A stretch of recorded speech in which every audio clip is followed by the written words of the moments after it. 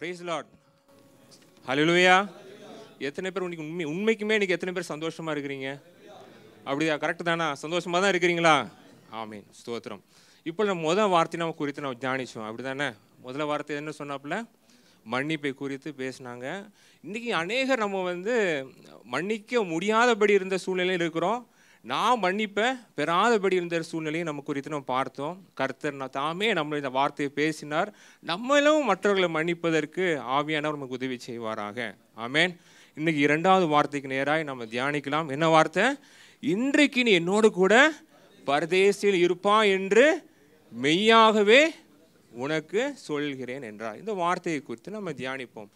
ஒவ்வொரு வார்த்தைக்கும் ஆண்டவர் சொன்ன 7 வார்த்தைக்கும் ஒவ்வொரு மகத்துவங்கள் உண்டு, ஒவ்வொரு சிறப்புகள் உண்டு.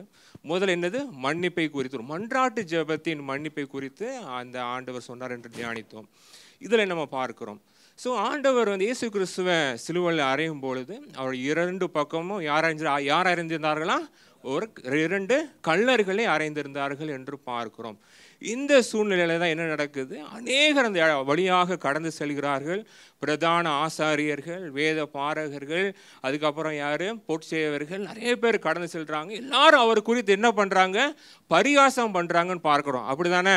நீங்கள் தேவாலயத்தை இடித்து 3ஆம் நாள் நீ கெட்டுவேன்னு சொன்னீங்களே, அதை கெட்டி காமிங்க அப்படின்னு சொல்கிறாங்க.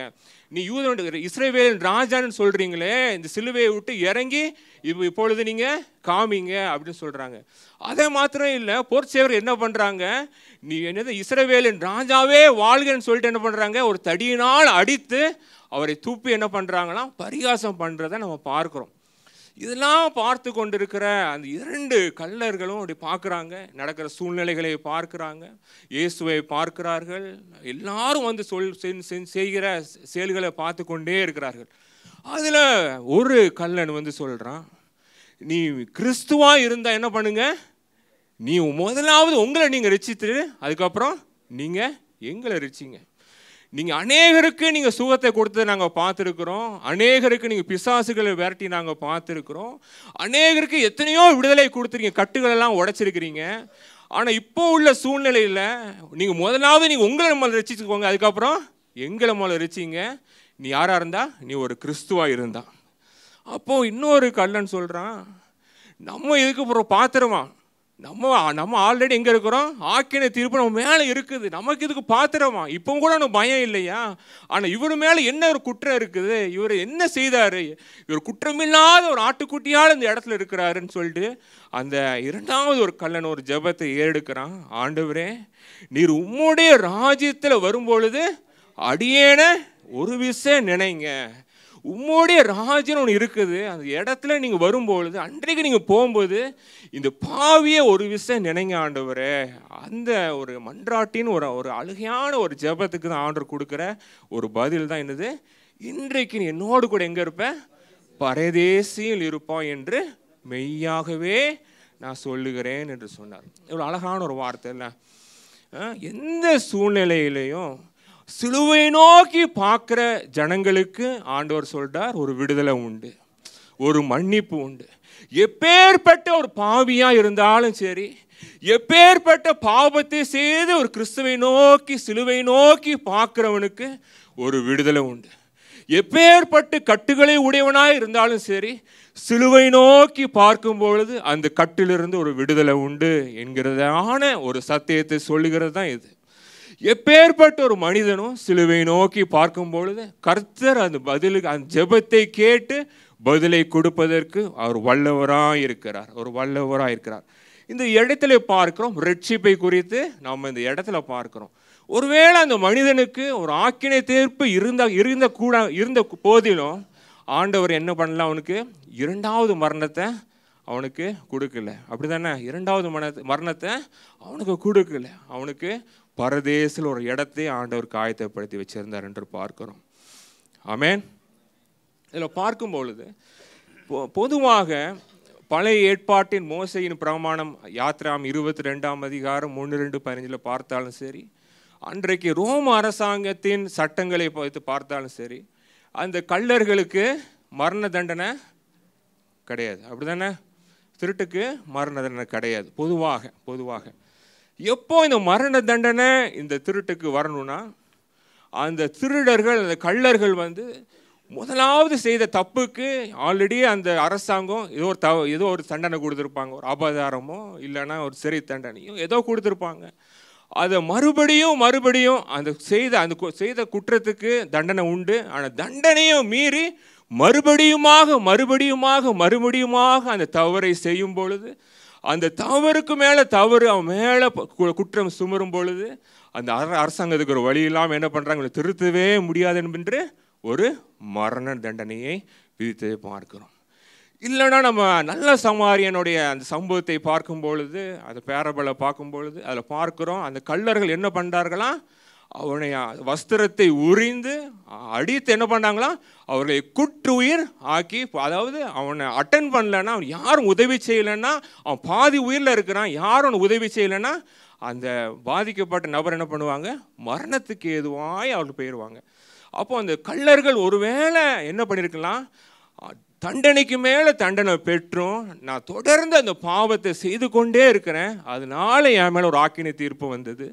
இல்லைன்னா நான் ஒரு பெரிய ஒரு தவறை செஞ்சுட்டேன், அதனால ஒரு ஆக்கினை தீர்ப்பு அவர்கள் மேல் வந்திருக்க கூடும் என்று நம்ம பார்க்கிறோம். அது மாத்திரம் இல்லை, அந்த கள்ளர்களுக்கு கிறிஸ்துனா யாருன்னு தெரிஞ்சிருக்கு, அப்படி தானே? அவங்க தான் சொல்கிறான், நீ கிறிஸ்துவா இருந்தா நீங்கள் முதலாவது கிறிஸ்துனா யாருன்னு தெரிஞ்சிருக்கு. அந்த கிறிஸ்துக்கு ஒரு ராஜ்யம் உண்டுன்னு என்ன பண்ணியிருக்காங்க, அவர்களுக்கு ஒரு அறிவு இருந்திருக்கு, உணர்வு இருந்துச்சு. அவர் கிறிஸ்துன்னு அறிஞ்சிருக்கிறேன், அவருக்குன்னு ஒரு ராஜ்யம் இருக்குன்னு நான் உணர்ந்திருக்கிறேன். அவருக்கு என்ன பண்ணலாம், அவர் முதலாவது ரட்சிப்பதற்காக வந்திருக்கிறான்னு உணர்ந்திருக்கிறேன். அதான் சொல்கிறான், நீ முதலாவது ஒன்றை ரட்சிக்கிறதுக்கோ, அதுக்கப்புறம் எங்களை நீங்கள் ரட்சிங்க. அவர் ரட்சிப்பதற்காக வந்திருக்கிறான்னு ஒரு உணர்வு வந்திருக்கு, அவர் கிறிஸ்துன்னு ஒரு உணர்வு இருக்குது, அவருக்குன்னு ஒரு ராஜ்யம் இருக்குதுன்னு உணர்வு இருக்குது. அதற்கு மேலாக இந்த இடத்துலையும் அவர் மேலே குற்றம் இல்லைன்னு அவருக்கு அந்த உணர்வு இருந்திருக்கு, அப்படி தானே இருக்கு. ஆனாலும் அதில் ஒரு கள்ளன் என்ன பண்ணலாம், ஆண்டோடைய சமூகத்துக்கு முன்பதாக அவனை தாழ்த்தாதபடி அந்த இடத்துல இருந்தான் என்று பார்க்கிறோம். இதே போல தான் நாமளும் அவனுடைய வார்த்தையை நாம் அறிந்திருக்கிறோம், அப்படி தானே? அவர்னா யாருன்னு நல்லாவே தெரியும், இயேசுனா யாருன்னு எல்லாமே நல்லா தெரியும். அவர் தான் என்னை ரட்சித்திருக்கிறார் நல்லா தெரியும், அவர் தான் என் பாவத்தெல்லாம் கழுவுனார் நல்லா தெரியும். அது மாத்திரம் இல்லை, இந்த ஸ்தானத்துக்கு என்னை உயர்த்தி வைத்திருக்கிறதும் அவர் தான் நல்லாவே எனக்கு தெரியும். அவர் தான் என்னை வந்து ஒவ்வொரு தடவையும் என்ன பண்ணார், நான் எந்தெந்த இடத்துல விழுந்து போனேன்னா அந்த இடத்துல தூக்கி இந்த இடத்துல அமர வைத்திருக்கிறது அவர் தான் எனக்கு தெரியும். இந்த கத்தார் தேசத்துக்கு என்னை கொண்டு வந்தது யார் தான், அவர் தான் நல்லா எனக்கு தெரியும். இந்த தேசத்தில் கொண்டு வந்த மாத்திரம் இல்லை, நல்ல வேலையை கொடுத்து இம்மட்டுமாக ஆசீர்வதித்து என்னை நடத்திருக்கிறான்னு எல்லா உணர்வும் இருக்குது. ஆனாலும் சில நேரங்களில் சில வார்த்தைக்கு நம்ம என்ன கொடுக்க மாட்டோம், செவி கொடுக்காதபடி நம்ம இருக்கிறோம், அப்படி தானே? எல்லாமே எனக்கு தெரியுது, ஆண்டவர் தான் எல்லாமே பண்ணார், ஆனாலும் இந்த வார்த்தை தான் எனக்கு தெரியுது, ஆனாலும் இந்த வார்த்தைக்கு என்ன பண்ண முடியல, எனக்கு சில நேரத்துக்கு கீழ்ப்படிய முடியல ஆண்டவரே. என் மேலே ஏதோ ஒரு பாவம் இன்னும் தொடர்ந்து வந்து கொண்டே இருக்கு ஆண்டவரே. இந்த பாவத்தை விட்டு நான் விலகி நிற்க முடியல ஆண்டவரே. இந்த பாவத்திலிருந்து எனக்கு இன்னும் ஒரு விடுதலை இல்லை ஆண்டவரே. எனக்கு தெரியுது ஆண்டவரே, நீங்கள் தான் என்னை ரட்சித்தீங்க நல்லா தெரியுது, நீங்கள் தான் எனக்கு எல்லாமே செஞ்சீங்கன்னு தெரியுது. ஆனாலும் இன்றைக்கு இந்த இடத்துல இன்னைக்கும் ஏதோ ஒரு பாவத்தோடு நான் அமர்ந்திருக்கிறேன். இன்னைக்கும் நீங்கள் சொன்ன சித்தத்தை நான் செய்யாதபடி இந்த இடத்துல அமர்ந்திருக்கிறேன் ஆண்டவரே. இன்னைக்கும் என் மேலே வச்ச திட்டத்தை ஆண்டவரை நிறைவேற்ற முடியாதபடி இந்த இடத்துல நான் அமர்ந்திருக்கிறேன் அப்படின்னு சொல்கிறவங்க நிறைய பேர் இருக்கிறோம். ஆமென் ஆமென் ஆமென். என் மேலே பாவம் இருக்கு ஆண்டவரே, இந்த பாவத்தை ஒரு வீசியாய் கழுவுங்க ஆண்டவரே, இந்த பாவத்தை ஒரு வீசியாய் கழுவுங்க ஆண்டவரே. ஒருவேளை இது நிமித்தமாக ஏதோ ஒரு ஆக்கினை தீர்ப்பு நம்ம மேலே வந்திருக்கலாம், ஏதோ ஒன்று நம்ம வாழ்க்கையில் இருக்கலாம். யோனாவை பார்க்குறோம், அவன் வாழ்க்கையில் ஒரு பெரிய பெருங்காற்று அடிக்குது, அந்த உணர்வு கூட இல்லாமல் என்ன பண்ணுறான், ஒரு அடி தட்டில் இருக்கிறான். எழும்பும்போது தான் தெரியுது, அவனுக்கு தெரியும் இந்த பெருங்காற்று யாருனால வருதுன்னு. இன்றைக்கு நம்ம குடும்பத்தில் ஏதோ ஒரு பெருங்காற்று இருக்குது, ஆனால் அந்த குடும்பத்தில் கூட யாருக்கும் தெரியாமல் இருக்கலாம் அந்த பெருங்காற்று எதனால் அடிக்குதுன்னு. ஆனால் நம்ம இருக்கிற ஒவ்வொருத்தருக்கும் இன்றைக்கு ஆண்டவர் வெளிப்படுத்துகிற அந்த பெருங்காற்று எதனால் அடித்து கொண்டிருக்கிறதுன்ற, இந்த பெருங்காற்று எதனால் அடிக்கிறதுன்ற. இன்றைக்கு உட்கார்ந்து இருக்கிற ஒவ்வொருத்தரையும் ஆண்டவர் அன்றைக்கு யோனாவை பார்த்ததே போல் இன்றைக்கு ஒவ்வொருத்தரையும் பார்த்து கொண்டே இருக்கிறார். ஒருவேளை யோனா அங்கே எங்கேயும் பார்க்கலாம், நான் ஒன்றுமே பண்ணலன்னு. ஆனால் இங்கே ஆண்டவர் உங்களை எல்லாத்தையும் நம்ம எல்லாத்தையும் பார்த்து கொண்டே இருக்கிறார். எந்த காரியத்தையும் இன்று பற்றி பிடித்து கொண்டே இருக்கிறார்.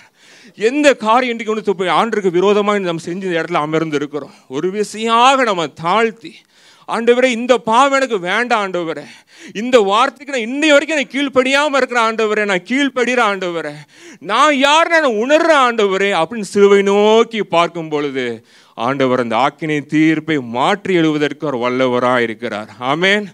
ஒருவேளை ஆண்டவர் ஜட்ஜ்மெண்ட் ஆல்ரெடி எழுதியாச்சு, ஆண்டவர் ஆக்கினை தீர்ப்பு ஆல்ரெடி எழுதியாச்சுன்னு சொல்லலாம். அன்னைக்கு ஆறுதலில் பார்க்கும் பொழுது அவர் ரத்தத்தினால் என்ன பண்ணுறாரு, அந்த ஆக்கினை தீர்ப்பை குழைத்து போடுகிறாராம். குழைத்து போடுற ஸ்ட்ரைக்ஸ் அவுட் அப்படின்னு சொல்லி பார்க்கணும். அப்படி தானே அது நம்ம மேலே எப்பேற்பட்ட ஆக்கினை தீர்ப்பாலும் இருக்கலாம். ஆனால் இன்றைக்கு நம்ம ஒரு விஷயம் உணர்ந்து வேண்டாம் ஆண்டவரேன்னு விட்டு ஒரு விஷயம் அவர் நோக்கி பார்க்கும் பொழுது அந்த ஆக்கினை தீர்ப்பிலிருந்து அவர் விடுவிப்பதற்கு ஒரு வல்லவராக இருக்கிறார் என்று பார்க்கிறோம். அது மாத்திரம் இல்லை, சிலத்துக்கு நம்ம ஆண்டோடைய வார்த்தையை நம்ம நிறைய நாளாக கேட்டுக்கிட்டே இருப்போம். அப்படி தானே பேசிக்கிட்டே இருப்பார், நீ இதை பண்ணு அப்படி பண்ணு அப்படின்னு சொல்லிட்டு ஆண்டவர் வழி நடத்திட்டே இருப்பார். ஒவ்வொரு இடையுமே நம்ம சபைக்கு வரும்பொழுது நமக்கு ஒரு உணர்வு வரும், ஆண்டவர் என்கிட்ட தான் பேசுகிறாருன்ட்டு. ஆனாலும் நம்ம என்ன பண்ண மாட்டோம், அதுக்கு செவி கொடுக்க மாட்டோம். ஆண்டவர் நம்ம நினச்சிருப்பார், இவனை வேரூன்றி கனி கொடுக்கத்தக்கதாக, இவனை ஆவிக்குரிய வட்டாரங்களெல்லாம் ஆவிக்குரிய வாழ்க்கையில் கனி கொடுக்கத்தக்கதாக வைக்கணும்னு பார்ப்போம். ஆனாலும் நம்மளை மேலே பாவங்கள் பட்டிருக்கும் பொழுது அது கனி கொடுக்காதபடி நம்ம காரியங்களை பார்ப்போம். ஞானஸ்தானத்தை குறித்து நம்ம அநேக முறை கேட்டாலும் நம்மளுக்கு என்ன வரும், நான் எதுக்கு இந்த ஞானஸ்தானத்தை எடுக்கணும்ல, எனக்குன்னு ஒரு பாரம்பரியம் இருக்குது, இந்த பாரம்பரியத்தை விட்டு நான் எப்படி இதுக்கு நான் அந்த வார்த்தைக்கு நான் கீழ்ப்படிய முடியும், இந்த பாவம் என்னை பட்டி இருக்குல்ல, ஞானஸ்தானம் எடுக்கணும்னா இந்த பாவத்தை நான் விடணும்ல, இதை நான் எப்படி நான் விட முடியும்? இல்லை நம்ம கேட்போம், அந்த கல்லன் சொன்னது போல், நீ முதலாவது இறங்கும், அதுக்கப்புறம் நான் ஞானஸ்தானத்தை எடுக்கிறேன். நீர் முதல்ல எனக்கு இந்த அற்புதங்களை செய்யுங்க, அதுக்கப்புறம் நான் ஞானஸ்தானம் எடுக்கிறேன்.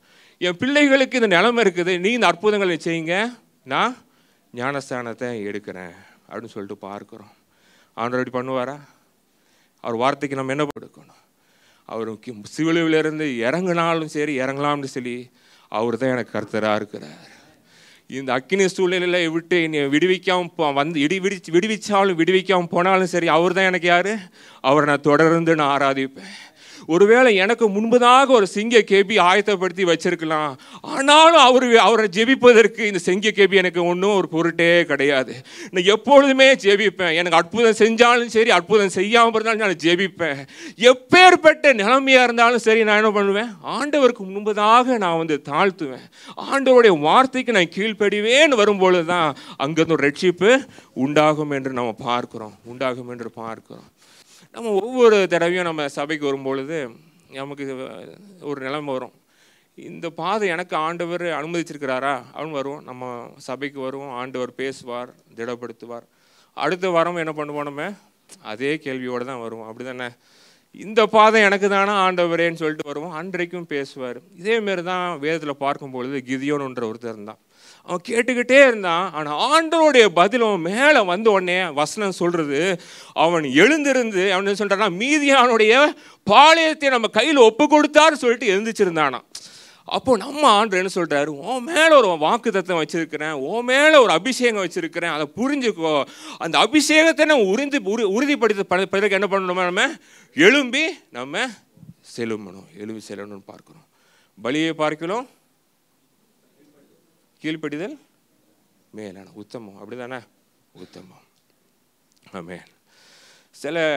ஒரு கல்லனுக்கு 2 கல்லர்களையும் பார்க்குறோம். ஒருத்தனுக்கு அவன் யார் என்பதை உணர்வே இல்லை, ஆனால் அவர் யாருன்னு உணர்வு இருந்துச்சு. இன்னொருத்தனுக்கு அவன் யாருன்னு உணர்வு இருக்கு, அவர் யாருன்னு உணர்வு. நான் ஒரு பாவியாக ஆண்டவரேன் அப்படின்னு அந்த உணர்வு இருந்துச்சு. அவரால் என்ன செய்யக்கூடும் என்றும் ஒரு எனக்கு அந்த கண்களை கொடுங்க ஆண்டவரே, அதே போல எனக்கு கண்களை கொடுங்க ஆண்டவரே. அன்றைக்கு பேலையாமுக்கு நான் பார்த்துருந்தோம், அழகு ஒரு பிரகாசமான ஒரு கண்களை கொடுத்துருந்தீங்க ஆண்டவரே. கர்த்தருடைய பட்டயத்தை பார்க்கும்படியான ஒரு கண்களை கொடுத்துருந்தீங்க. ஒருவேளை நம்ம கண்களுக்கு முன்பதாக, நம்ம வழிகளுக்கு முன்பதாக கர்த்தர் ஏதோ ஒரு பட்டயத்தை வச்சிருக்கலாம். இன்றைக்கு நம்ம கண்கள் திறக்கப்படட்டும். திறக்கப்படட்டும். கர்த்தருடைய பட்டயத்தை பார்க்கும்படியா நம்ம கண்கள் திறக்கப்படட்டும். வழி விலகி போய் கொண்டிருக்கிறோம் பார்த்தீங்களா? கர்த்தருடைய பட்டயம் முன்பதாக இருக்கு பார்த்தீங்களா? அந்த பட்டயத்தை பார்க்கும்படியாக ஆண்டவரே என் கண்களை திறங்க ஆண்டவரே. என் மேல என்ன மகத்துவத்தை வச்சிருக்கீங்க ஆண்டவரே, நான் காணும்படியாக ஆண்டவரே என் கண்கள் திறக்கப்படட்டும் ஆண்டவரே, திறக்கப்படட்டும் ஆண்டவரே. எபிரேயர் 3:1 என்ன சொல்லுது? பரம அழைப்பின் நம்ம பங்கு உள்ளவர்களாய் நம்ம அழைத்திருக்கிறாராம். பங்கு உள்ளவர்களாய் அழைத்திருக்கிறாராம். அந்த பங்குள்ளவர்களாய் இந்த இடத்துல நம்ம அமர்ந்திருக்கிறோம். நமக்கு முன்பதாக ஒரு பரம அழைப்பு இருக்கிறது. அதற்காக தான் கர்த்தர் நம்மளை ஆயத்தப்படுத்தி இந்த இடத்துல வைத்திருக்கிறார். ஒரு விஷயம் நம்ம ஜெபித்து நம்ம ஆண்டுக்கு முன்பதாக தாழ்த்துவோமா? ஆண்டவரே, எங்களுடைய கருத்தில் நம்ம ஒப்பு கொடுத்து நாங்கள் ஜெபிக்கிறோம். ஆண்டவரே, நாங்கள் யார் என்று உணர நீங்கள் உதவி செய்யுங்க ஆண்டவரே. நீர் யார் என்பதையும் நாங்கள் ஆண்டவரை கண்டுகொள்ள உதவி செய்யுங்க ஆண்டவரே. எங்கள் மேலே இருக்கிற ஆக்கினை தீர்ப்பு எதனால் வந்ததும் என்று நாங்கள் பார்த்தோம் ஆண்டவரே. அந்த ஆக்கினை தீர்ப்பை குழைத்தபடியாக நாங்கள் ஜெபிக்கிறோம். எங்களை தாழ்த்துறோம் ஆண்டவரே. நீங்கள் வெளிப்படுங்க ஆண்டவரே. எங்கள் வாழ்க்கையை மாற்றுங்க ஆண்டவரே. சீர்படுத்துங்க ஆண்டவரே. எங்கள் கண்கள் திறக்கப்படட்டும் ஆண்டவரே. எங்களுக்கு முன்பதாக ஆண்டவரே வழி ஆயத்தப்படுத்தி செல்லுங்க ஆண்டவரே. நீரே எங்களை வழி நடத்துங்க. இயேசு கிறிஸ்துவின் நாமத்தில் ஜெபிக்கிறேன் நல்ல பிதாவே.